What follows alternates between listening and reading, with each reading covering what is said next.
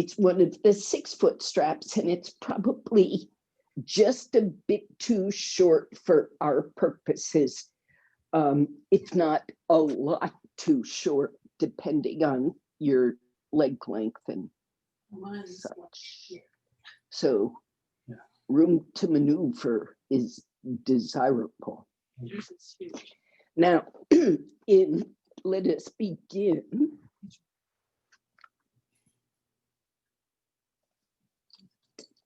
So I've just got one 6-foot and one 8-foot, which happens to be green, which is kind of good because I always know where my 8-foot strap is then. Sit up straight. Take a break from strap arranging.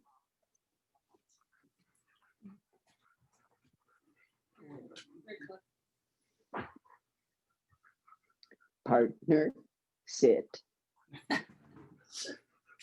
Sit, partner. You will. Just to figure it out. Locate the ground. I'm going to mute the rest of you and spotlight myself. In the meantime, sit up straight.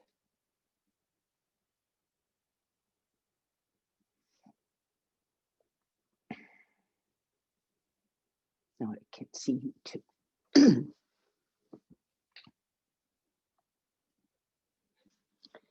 Locate for yourself, locate the ground underneath you, the earth ground. Let your structure make use of that ground to stretch up, but first you've got to identify it. You have to identify ground first. Even the arms, fingers touching the floor or sitting, resting on your thighs, they too are finding the ground so that you find it with your structure. You connect to it with your breath, starting with the exhalation.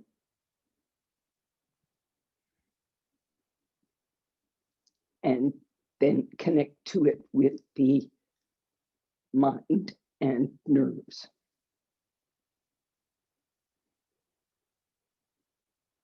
Join your palms.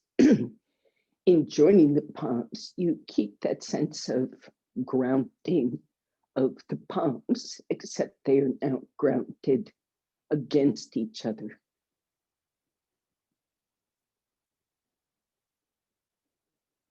Make your the rhythm of the breath soft, gentle, even.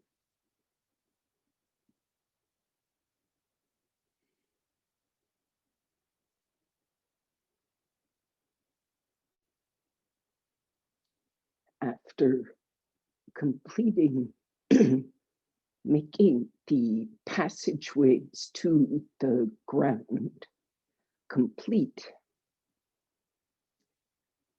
trace them back inward toward your center, the heart.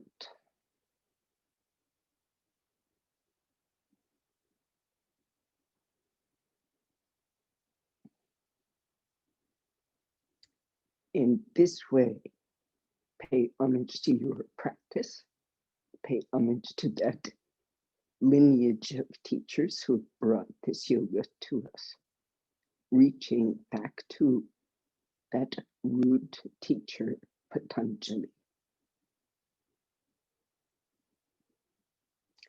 Bow to your heart and release your hands. Raise your head and open your eyes. Now,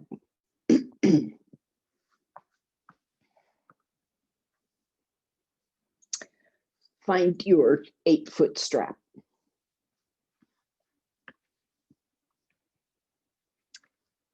first pose first. We're going to go easy like we did this morning in Emilia.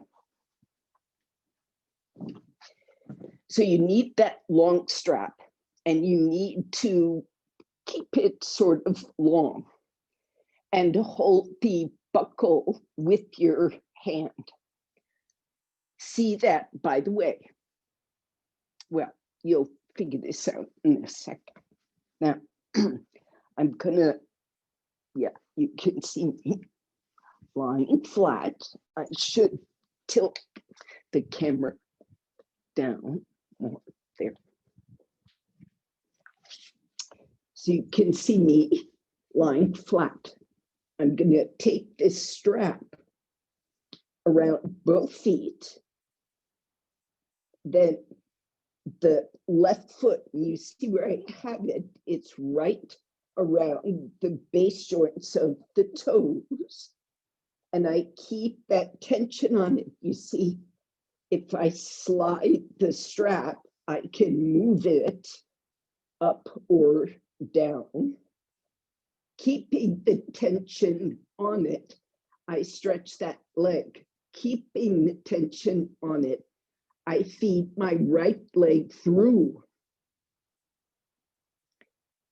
If you work like this with your feet, it's a little riskier, but you figure out how to keep that strap on the base joints and then bring it against this thigh. So now just bending your leg keeps the tension.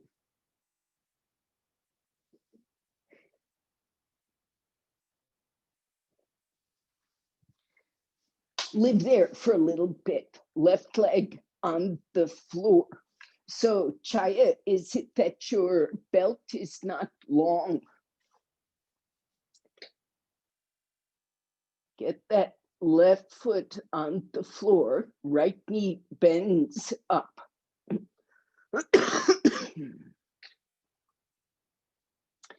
Now go to a place where tighten the strap to where the thigh is roughly vertical, knee bent, cliff and gay. Cliff and gay, knee bent. Don't use strap number 2, just the 8-foot strap. Hold on to your thigh with your knee bent. Bring your thigh just halfway. So Chaya, tighten your strap so your thigh can't come all the way to the chest. Keep it maybe a little past vertical. Come out, release completely. Have a look again, and then you'll change sides. Watch, please watch. Here is side 2. My right foot goes into that strap. I'm showing you lifting the leg. I'm showing the tension. Then I thread the left leg through. Look, left leg does not straighten. This is the left leg posture. Vertical or a little past. Don't squeeze it. It's not Uttanasana yet. This pose you do. And so don't go to straightening the leg yet. It's not quite Supta Padangusthasana. Just let the knee bend. So and keep the tension. Huh? The left knee has nothing to do with the strap. It's only the right leg that's in the strap, or is it the left? The floor leg is in the strap. Okay, got it. And it goes around the thigh. You thread the lifted leg thigh in. So the tension it bends. Is pulling on the thigh. Watch. So put that strap around the straight leg foot, bent leg thigh. Draw the knee up. Now, interlock your fingers, stretch the leg on the floor, stretch that floor leg. Leg on the floor. That's around the belt. And then interlock your fingers behind that drawn up bent leg thigh. Go to the hamstring. Pull on the belly of the muscle and push with your right foot so you keep that pelvis and abdomen level. Put your foot through, Cliff. Put your foot through all the way. That's good, that foot, but the right leg, there you go. And the strap close to your hip. Now, those who can, pull on your hamstring with your fingers as you stretch your leg. If the leg won't come fully straight, your fingers are interlocked behind that hamstring and you stretch your leg. And if you cannot stretch it, then you get your strap, a strap, and you make arm extenders so that, no, not the foot, the hamstring. The hamstring. That's it. And pull. You can use your fingers, Chaya. They fit. Much better fit. Yes. Now pull with those interlocked fingers on your hamstring, pulling that hamstring toward the buttocks. You don't succeed, but make that the direction away from the knee. Straight up in the air. Pull with the right leg on the strap, the floor leg on the strap, sorry. I don't know. I don't know what you do with the other. So it's pulling your thigh towards your fingers, and your fingers are pulling back. And in between, the leg straightens. Out you come. Bend the knee, release. I'll show again. I'll show again. Side 2. You need your long strap, and you might need a short strap. So cat's in the way. Cat's gonna go. So go behave. Go behave. Here is one leg is gonna bend. One leg. That's left leg is Stay straight. Right. Okay. So left leg is coming up. Right leg is staying straight. So I get a strap around my right foot. And I put my left leg through that strap, but it's bent at first. Okay. That's how. So it goes over one foot and the opposite leg. Then you tighten it to keep the tension on the strap, and that tension is pulling on that pelvis. Do you see it? It pulls. And I give an opposite pull with my arms. And at some point, I stretch the leg. And I keep the tension so it doesn't turn into this. It has to, I'm pulling myself straight. Side 2. Line your back, put that strap around your right foot and take the loop and put your left knee through it. So belt is around the right foot and the left knee comes in. Then keep that tension and you lie down. And the left knee stays bent and the right leg stays down. That's it. Now bend up the left knee. Bring your left knee up. That's right. Hold on to it with your hands. Interlock your fingers behind the hamstring. Keep the right leg stretched. I don't know what you're doing. And then slowly you stretch that left leg, keeping that pelvis square. Stretch the right leg, the one that's going up. Pull down on the hamstring, push up through the heel, and you keep the tension on that strap that's pulling your thigh, the one up in the air, so that you keep your pelvis soft.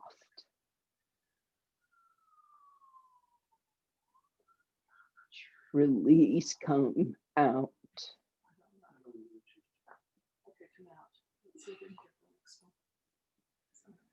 Okay. Bend the knees, roll to the side, come up sitting.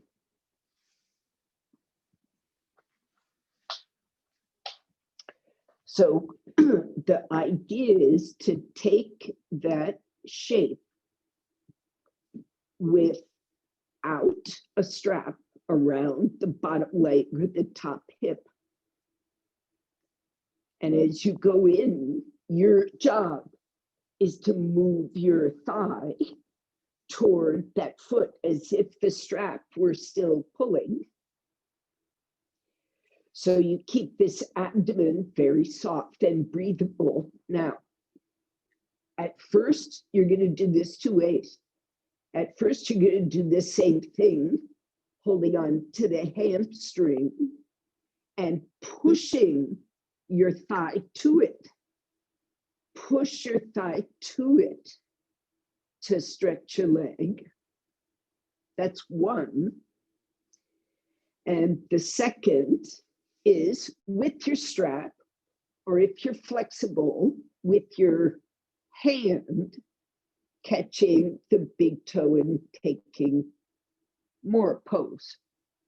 Okay, so you can use that strap around your foot and take more pose. Either way.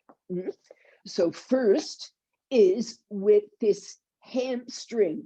And I'll say the interlock of the fingers is pretty secure unless you're wearing rings that hurt, in which case use that strap.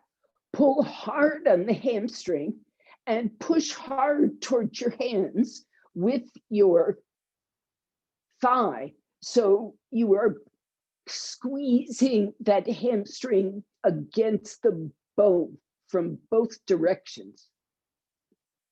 And that helps you stretch your leg.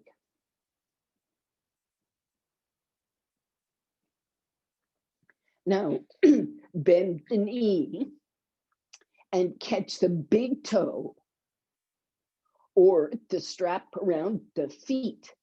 Walk your hand up to that big toe or the strap on your foot.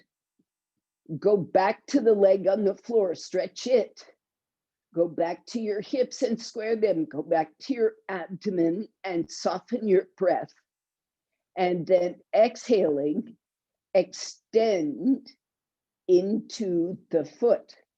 Remember what you learned with that thigh bone and hamstring.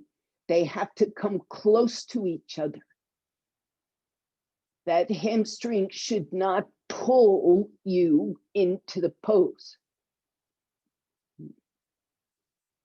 Release, come out slowly. Both legs on the floor. Now, two legs straight on the floor. Supta Tadasana, straight legs.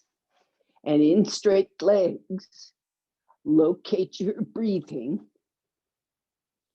and find its distribution. You have just done an enormous amount of sort of remodeling chronically energetically on that one side. And it should be noticeable. Okay, so just notice. Now, left leg, go carefully. Keep the right leg stretching. Keep your breath blended in with this action, integrating your exhalations, inhalations. First, Chaya, you interlock your fingers behind the hamstring, and you do that work again, pushing the thigh towards your fingers, right at the belly of the muscle, not the knee, but come down kind of halfway, third, and push that thigh to your hands, both from the hip and the knee, both sides push, and your hand pulls back, so you are compacting muscle to bone. Then the leg straightens with that squeeze. Push out through the heel, take the leg straight, keeping the compaction.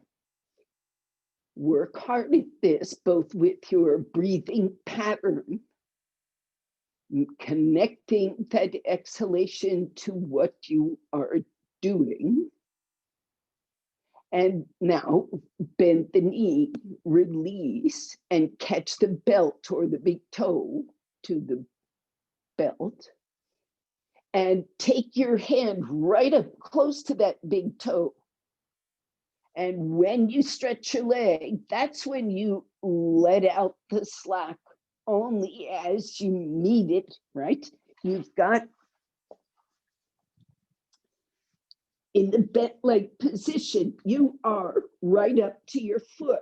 As you stretch the leg, your arm is straight, your leg straightens. That's when you let out slack. So don't overdo and then have to correct. Move that thigh bone to the hamstring. Yes, approach straightness. This is, you understand, making you thigh bone conscious instead of knee conscious. Straightening the knee is a bony muscular act. It's not the joint act. Release, come out. Rest there for a second, reckoning with the adjustments that you've made. 2 straight legs.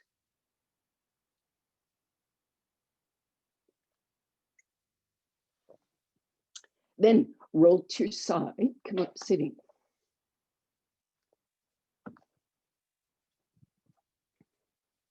You need a chair and a wall. Here's a chair. Here's a wall. Turn the camera a little bit. Now,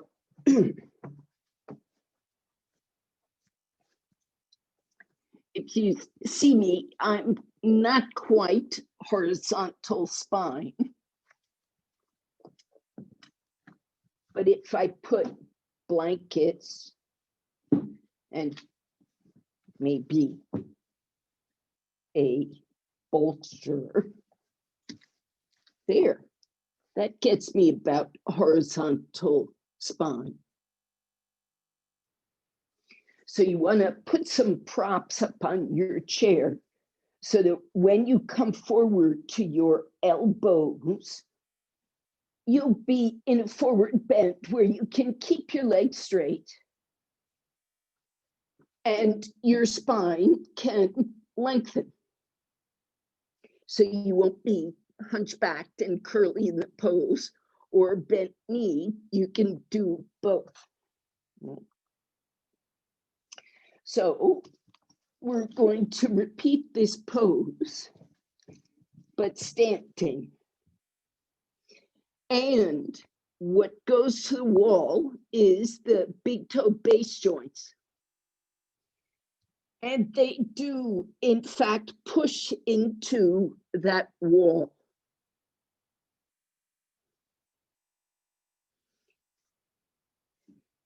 So your elbows may push a little bit, a bit to connect you to that wall. You can hold on to the chair. If you turn your blanket sideways, Chaya, you'll be able to widen your elbows slightly, which might be helpful. Yes, like that. So you have really nice vertical arms and some room to maneuver. Amelia, move your chair a bit forward. You'll feel more comfortable. You're looking for space, of course.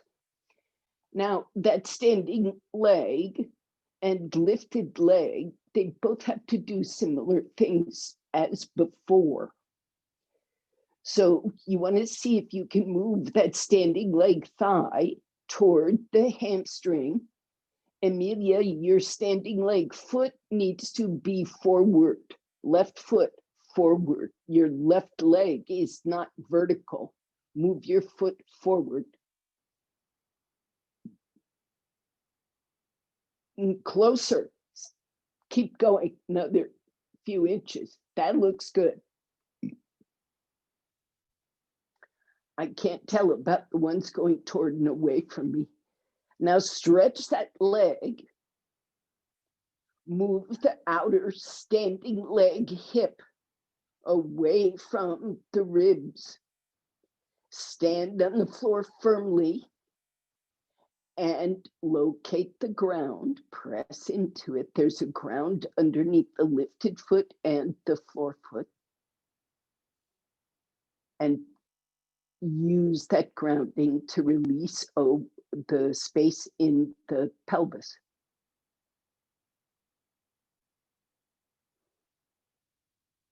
Release, come out.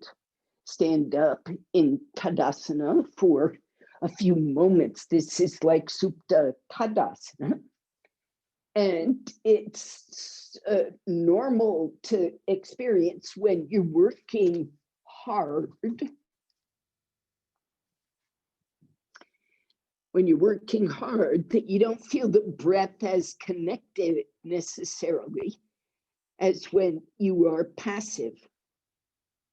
But I will say, if you use those legs more and more thoroughly in integration with the breath, you will recover that space in the abdomen. Side two. I'm like this. This is more sort of a sense of control than if I let my hands free. Right leg vertical. Left base joints, the toes at the wall. Keep your shoulders spreading. Don't bind up the neck. Move the standing leg thigh toward the hamstring. Use your exhalations to clear out the abdomen and pelvis. Stretch that standing leg thigh to the wall fully. And move that thigh bone toward the hamstring also, as much as toward your foot. Now release, come out. Stand up straight. Recover any sort of spaciousness you can in the breath. Now you have to come away from the wall. So when you stretch that foot out behind you, it does not go to the wall. It's out there in the air. Turn your foot vertical. Reach back through the heel and toe, same as before. Now, except beyond your foot there is this sense of tremendous space beyond which you can extend, through which you can extend. Not having that wall under your feet. Under that one foot, frees up some extension there. Now, your imagination can create a ground under that foot, so there is a referral back in, a sensory reflection back in to that space in the abdomen. Come out, 2 feet on the floor, stand up straight in Tadasana. Your feet can be slightly apart for sensory purposes. Even out that breath, it got restricted. And side 2, go forward to those elbows to good support. Now see the legs are vertical. See that if you back your feet up 2 inches, Emilia, yet you'll feel vertical and space. Yes, maybe. Then left leg up, toes pointing straight down. Go through the base joints as well as the heel. Push out. Extend through your bones to the floor, to the left foot, up leg, down leg. Connect with your breath. Keep the head level unless something's going wrong with the neck, but open your chest.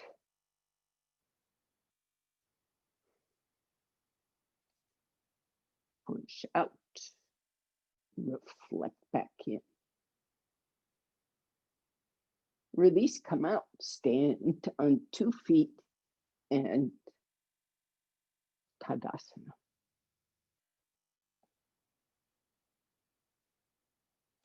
Okay. Let's do Arta Chandrasana. For that, mostly we'll just need a chair. Tall, long-legged people will need a chair with a brick on it to raise the surface of the chair seat. But you shouldn't need blankets. Now, in theory, the chair is support enough. You shouldn't need a wall to rest on. But I don't want balance to be an issue. First thing, this wall is going to be your secure wall. So you need to maybe get that chair back where it was. There you go. So the base joints can be on the wall. My standing leg can be vertical. And my elbow rests on the chair in line with this knee. And it's just the hand, forearm, that crosses to hold on to the chair edge.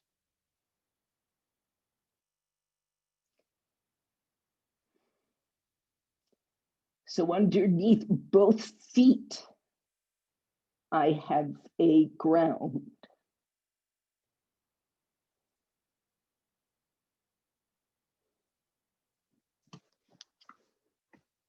Underneath feet, I would bend the elbow and put the forearm on the chair seat. Chaya, forearm.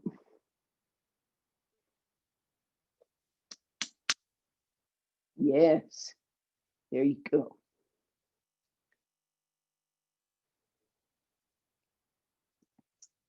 Might be easier, Emmy, to turn the chair the other way. If you're perfectly comfortable, great.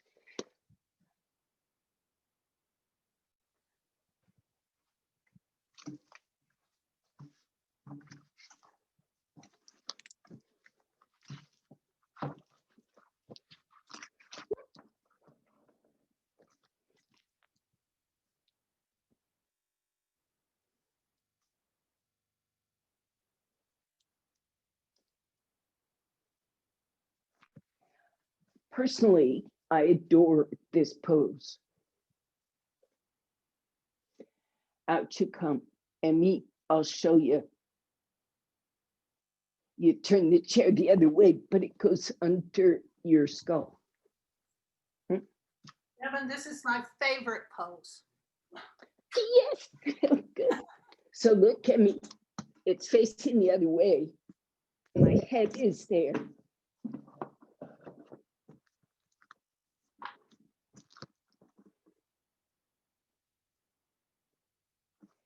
What's nice about this is there is a lot of space here.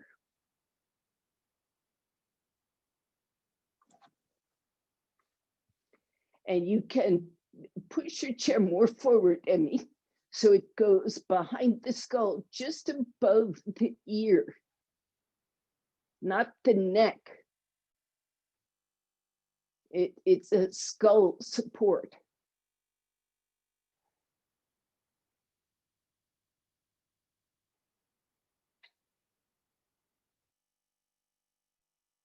So if your ear is getting squished, it's a little low. It's got to be just above, behind, or top ear. Yes, you see, that looks very nice, Emmy. And make sure it's just the base joints on the wall. So Cliff, you want your skull, you want your shoulder on the inside of that chair. You see it? Skull, shoulder inside, skull rests on top.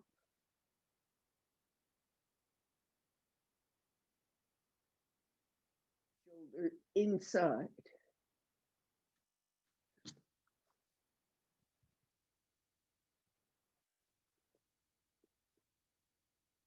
If the weight of your skull is dropping down over the chair and the chair's going into your neck, the chair needs to get farther away. So it really is happy on the neck.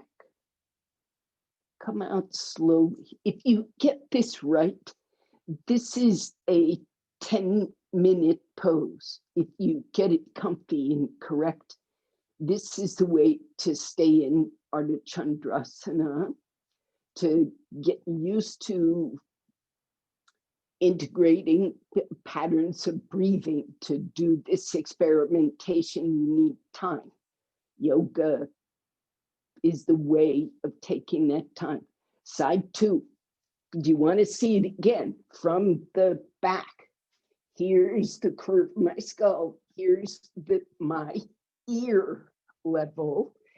Ear, top ear goes on that chair.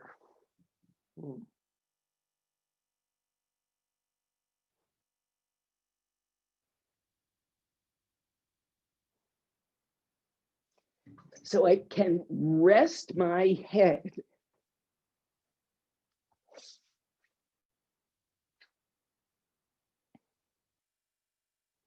If you pad the chair seat, it's so comfortable.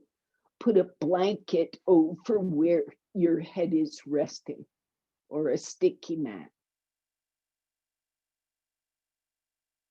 I'm sure that metal can be made comfy.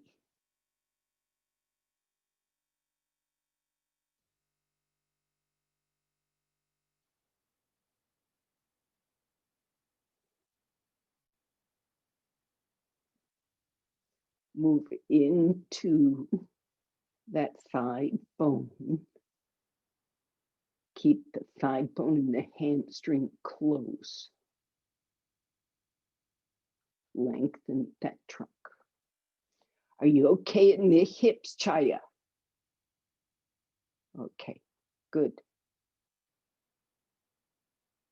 Come out slowly. Avoid springing out of the pose. Stand in Tadasana.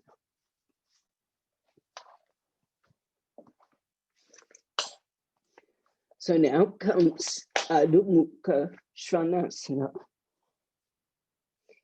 Start carefully. Push out to the ground through those extremities. And keep the abdomen soft. And with an exhalation, you'll come up.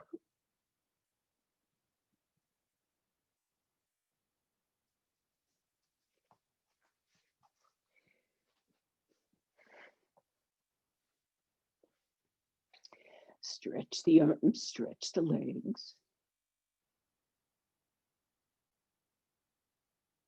Raise the heels.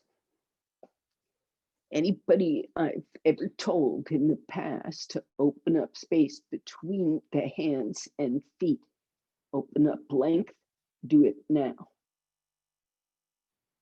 You just wiggle those heels a little back, looking for more breathing room. There's a point of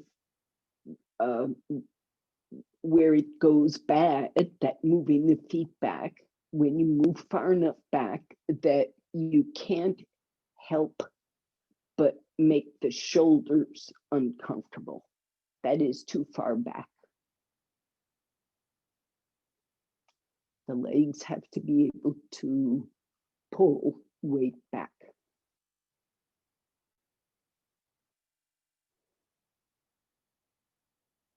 Now change your breathing rhythm to something a bit more intense. Exhale a bit more completely, or exhale and pick one, don't do both, or exhale more forcefully, like sharper exhalations. The increased velocity can be thought of as a cleaning device. Cleans out the passageways.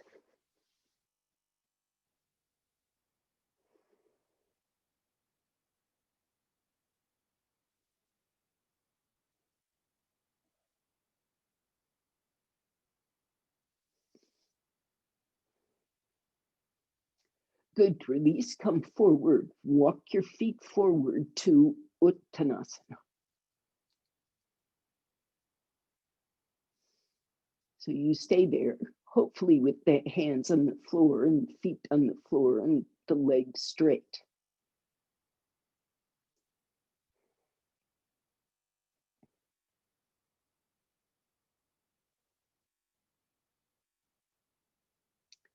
So with straight arms and straight legs, you're in this sort of halfway pose, incomplete pose. In this pose, use your inhalations to create lots of width in the trunk. Spread the waist, and in the act of spreading, when the spreading comes up into the ribs, extension happens. As the ribs spread, things start lengthening. Just do this with the breath, not huge breaths, but noticeably different breathing. So you're not hyperventilating or anything, but you're making a point of using that breath to clean up more space. And then when space is created, exhale and let the elbows bend and let the trunk come down.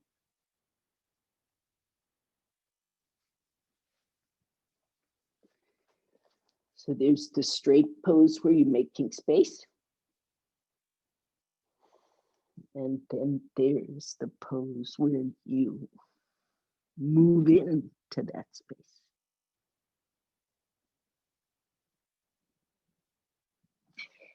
Okay, inhale, come up. Take a brick,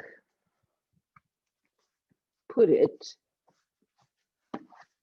between your hands like this.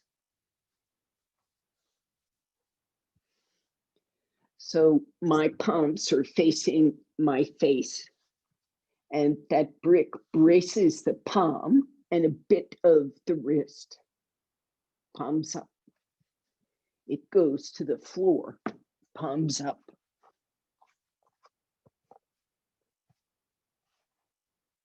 Okay, so that's from the front. If you see my shoulders wide or narrow to shoulder width, don't try to tuck your elbows in too close. So from the side, see that I keep my upper arms vertical. And when I come off my knees, my upper arms stay vertical. Your knees can bend. I don't care about your hamstrings too much right now. This is more just to strengthen the upper body in inversions. So there's two things happening. One is the shoulder action with these palms turned up and the thumbs on the floor, shoulders broad. Keep those upper arms vertical. Don't go back toward dog pose. If anything, walk your feet in Chaya so you come upside down more rather than dog pose like more. Just keep the upper arms vertical. Don't let them come forward of vertical. Now go into the observation of your breathing pattern, that kind of thing. First thing is this upper body strength. Second thing is doing it with free breath. A sense of control of your rhythm, velocity, sense of direction, duration of breath.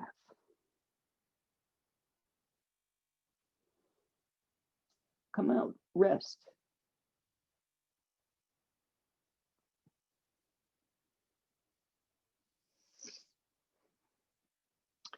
So for the second practice, this is where you started. This is where we were in the previous effort.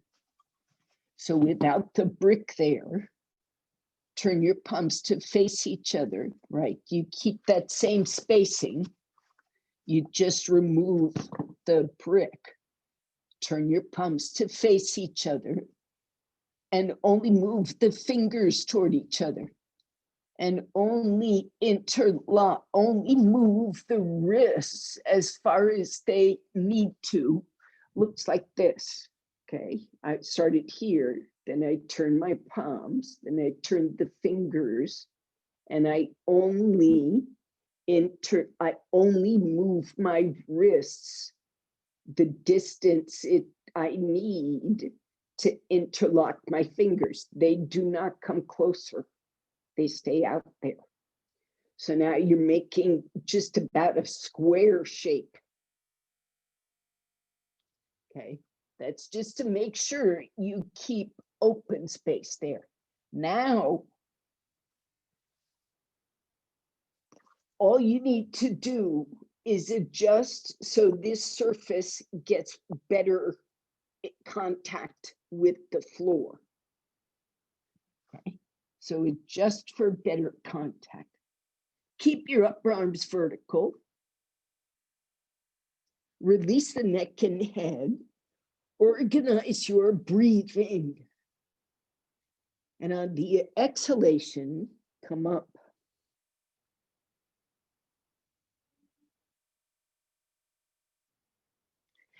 Keep your fingers soft.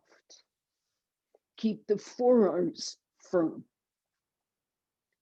Raise your head and look at your hands and see if you inadvertently squeezed your wrists together.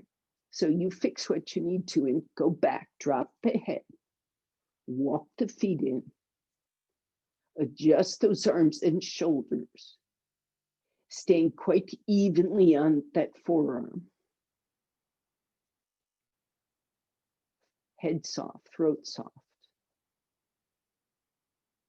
You can work with your breath. First, you work to kind of let go of your grip on the organs, the inner organs. Let go the diaphragm, let go the intestines, let go any stomach gripping. And then you can be working with the sharpness or subtlety, direction, duration.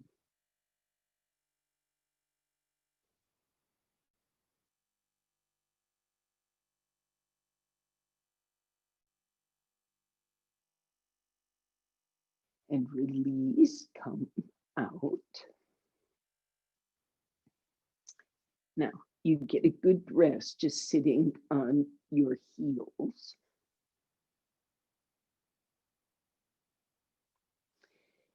And then, do you all know chair-supported shoulder stand?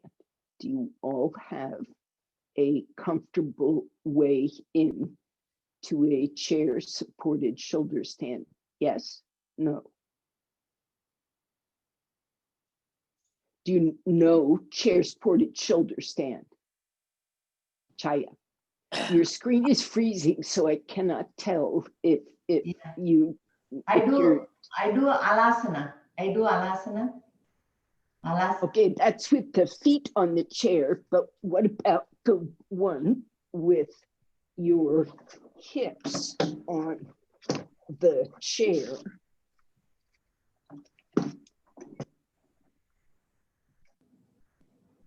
Maybe a bolster on the floor or a bolster raised up. It depends on, does this look familiar, Chaya? Yeah, I know that one. Okay, so chair supported shoulder stand. Yeah, I know that one. All right, so here I go, demonstrating a version of it. Oh my God. Who says, oh my God? Okay. This is a version. Now what's going to happen is the knee comes down and the leg stretches. Now, if anybody does not understand this part, you must speak up.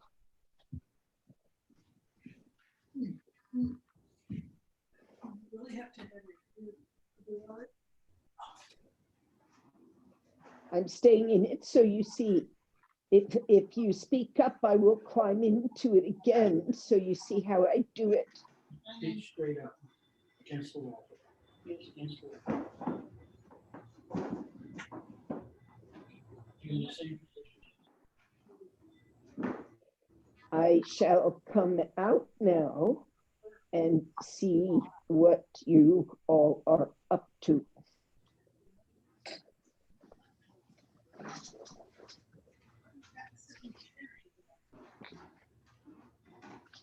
Good, Amelia.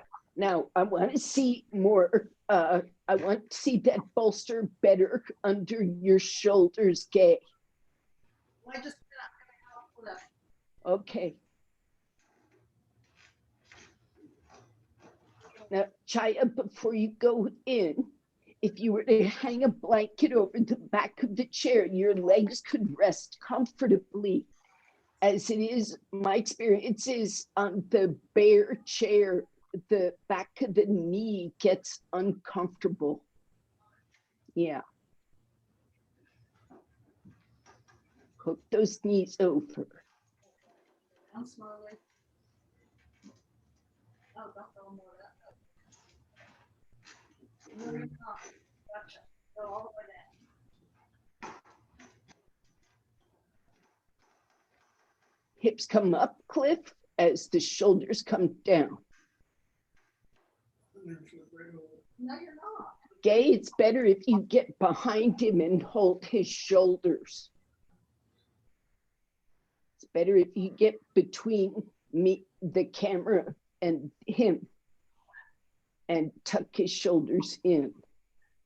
That looks good, Chaya. Are you comfy? Okay, so good. And I hope, Vidya, you are doing fine. I'm assuming I would hear from you if something were going bad. Yeah, I'm okay. Great. Yeah, very good. I see this can be a tricky pose. Now run those arms in between the front chair legs. Catch the back chair legs. Yep, feet straight, legs straight. Take your legs up. Now, one leg, I beg your pardon, I was speaking to Cliff. The rest of you with the legs back, you can take your right leg forward into a Kapada Sarvankasana.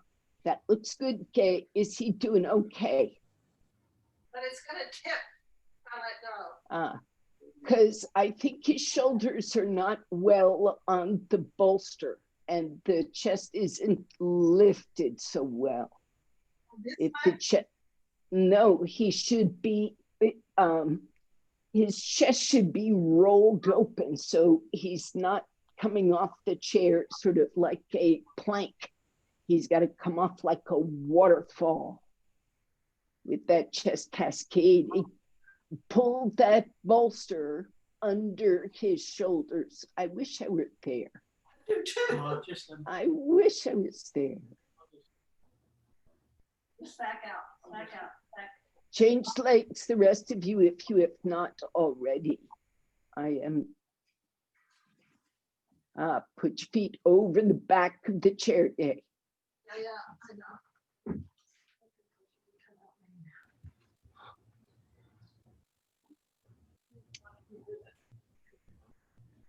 Hold the chair. And you back off. Just hook the heels. Get those shoulders down before the legs come up. Run your arms through between the front chair legs before the legs, your personal legs, come up. Then only the heels up the wall. And Gay, I can barely see the shoulders, but I think you need that bolster more under the neck and head. Like the bolster should move out toward the camera. Not your body, just the bolster. And the shoulders tuck in more on that bolster. Are you comfy? Good.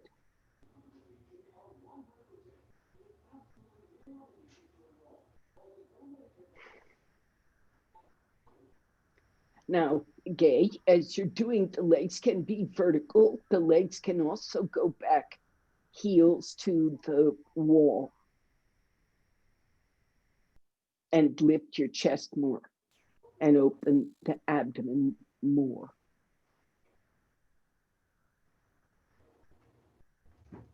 So for some of you, like Chaya, who is far from a wall, the body goes into much more of a Setubandha-like shape, right? So much back extension, spine extension. And if you're set on the chair, well, it's quite comfy. I hope it is, Chaya. Still not getting creaky in the back.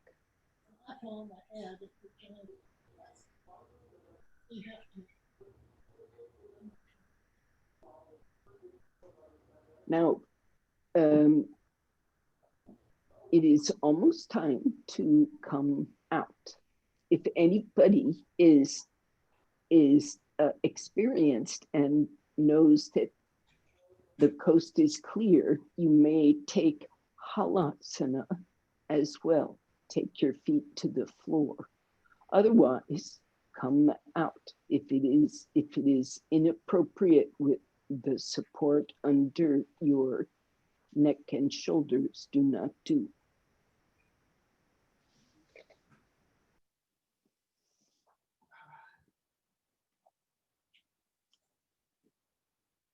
And the rest of you come out slowly.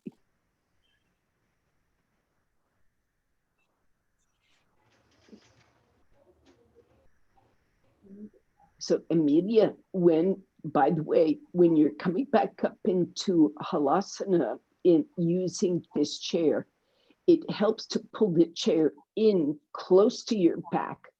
So when you roll up, you roll up instead of down.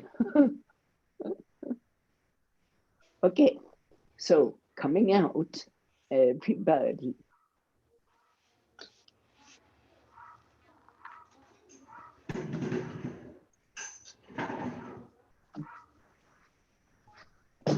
We now meet Setubanta on 2 bricks or 3, but anyway, the point is 1 brick under your feet and 1 or 2 bricks underneath your hips. So I want the feet at the same level as the hips. Some of you may prefer a blanket under the head instead of a sticky mat. I do. I like that texture. So there's a brick under the sacrum. And you want to wait for it to be comfy and for your body to adjust. And then you stretch out your leg and you see if you calculated the distance to the wall correctly. And if you see what I'm doing it 1 leg at a time. So I've got my balance and I have control, and I can use that 1 leg to adjust my distance or adjust the position of the brick. And then you stretch both legs, but do this by stages. Like you raise the hips first and you wait there. You've just been in forward bend shaped poses. That inner body adjusts. I was saying in class this morning, for every movement, there is a pattern of breath that accompanies.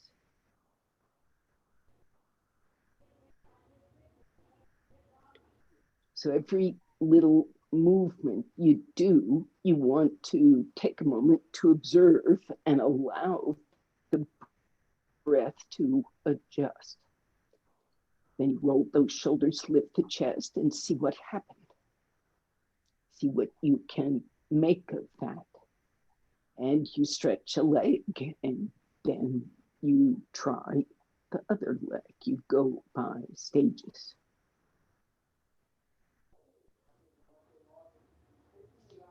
And there's stages of intensification of the pose that involve just stretching the legs more completely, or the arms,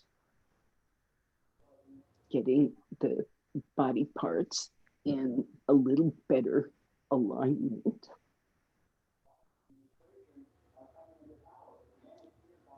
Once those physical considerations are out of the way, go to work with the exhalations.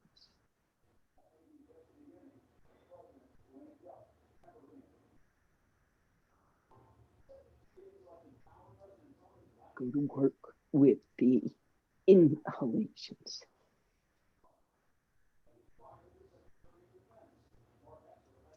Each has so many different uses. The inhalation can give mechanical space, can put space between the ribs, between the vertebra, open up muscle fiber.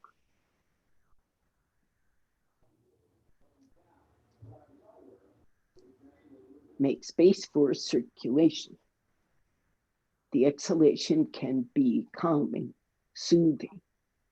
The exhalation can be energizing. It can move energy sharply where you need it.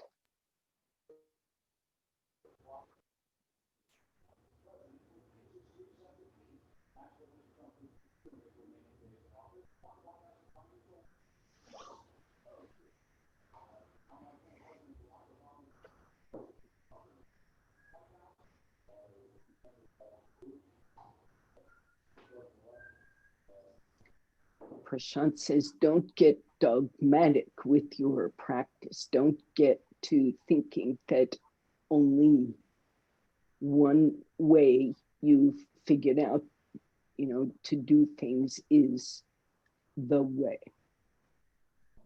Be observant, be adaptable. That's the whole business of yoga. Bring yourselves out slowly. Prepare yourself, observe your breath. Put your feet on the floor. Continue observing and adjusting. Bring the hips down. And before you stretch your legs or shift yourself to Shavasana, just let that spine fully settle.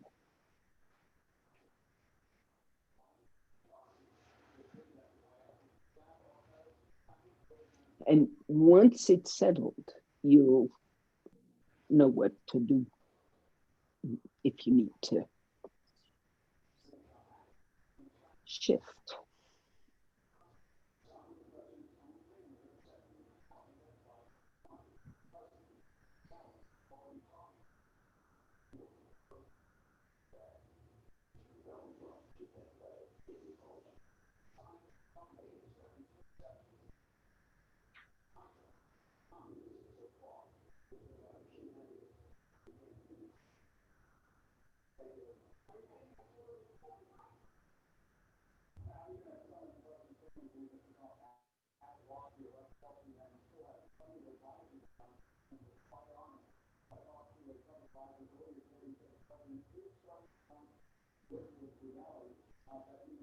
So now you are observing with mind and the senses. The body is quiet, but you observe with the mind, the senses through the breath. What the effects are of your practice.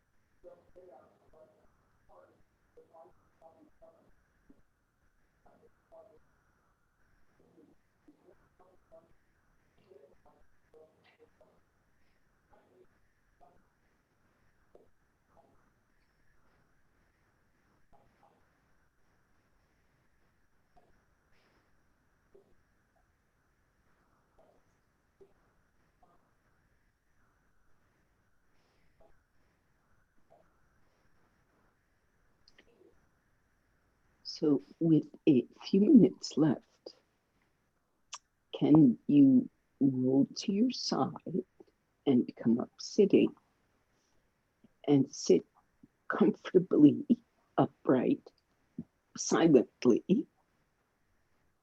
eyes closed,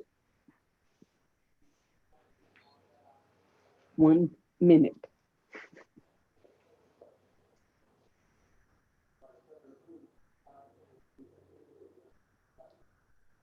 Grounded, lifted.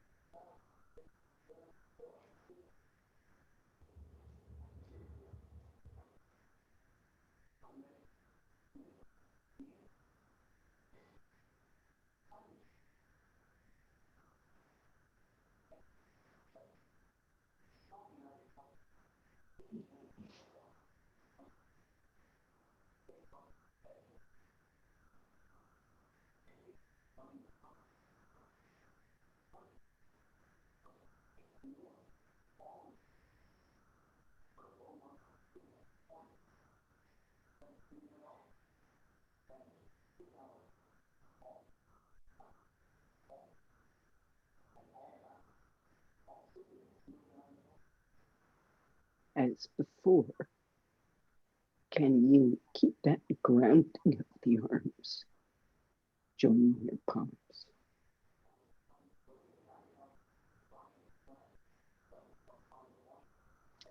Namaskar.